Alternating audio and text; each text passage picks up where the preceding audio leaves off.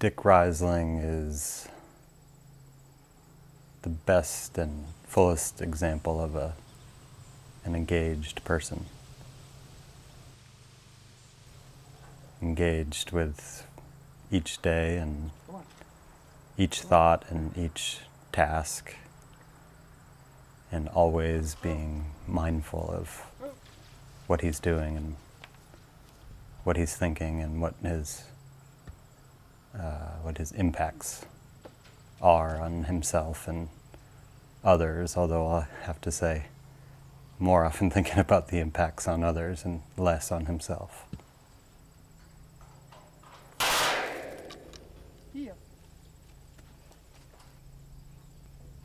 Constantly striving, constantly searching to go below the layers,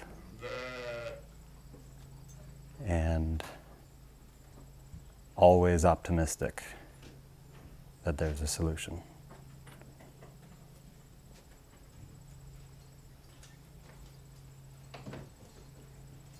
And reckless.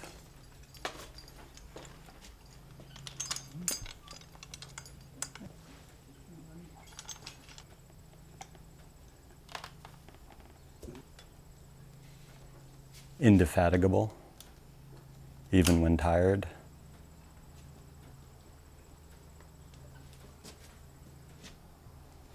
And always ready to take up the yoke.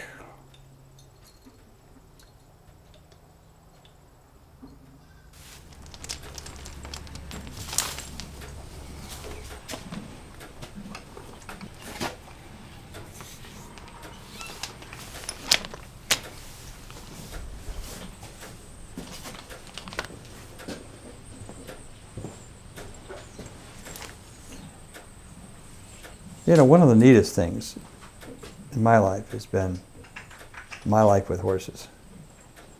Entering the universe of horses and is one of the most entrancing, one of the most marvelous, one of the most rewarding, one of the most positive aspects of my life, and I'm sure that's true for so many other people.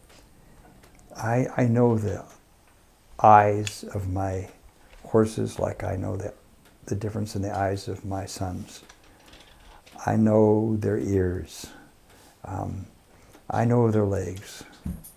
I know how they breathe differently. I know what their different capacities for smell or how they solve problems. And I mean, they are really members of my most intimate family. And because I farmed with them for many years, they're my real partners and my teacher. They call 2 horses a team. Well, we were a 3-horse team. And I was so glad to be just so immediately accepted by them, and then they taught me so many things about being in the moment, and I'm always a multitasker thinking about different things. You cannot do that when you're with a horse. They're only in the moment.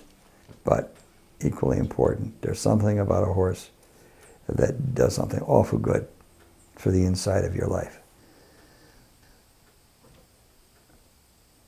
I've struggled a lot in my life to respond to challenges,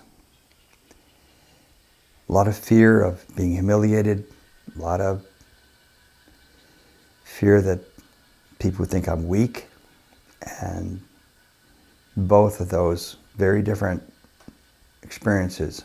And then I had a very strong encounter with a professor at college. Here's what he said to me, and it was very liberating, and it's been very important in my life. He said, don't make the mistake of thinking that because you're struggling, that you're weak, or that you should be embarrassed. That might be natural, but it's really not. It may feel natural, but that's because of unfortunate circumstance. It isn't the cause. It isn't even the source of humiliation or anything like that at all. Struggle can mean that you are putting forth a real effort. And that could be courageous. That could be, you're strong.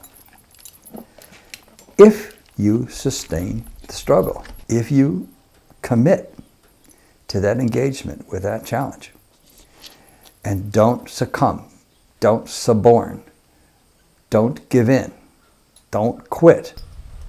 And that reminded me of my father, who says, one thing, son, you will never be, you're not going to be a quitter. I can't stand it and I won't accept it.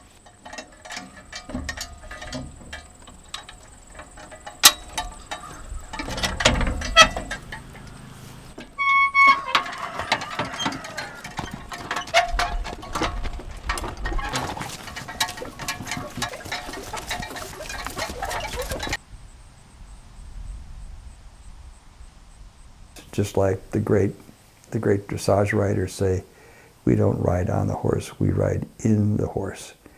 And I never was much of a good rider of horses, but I'm their partner and I belong to them.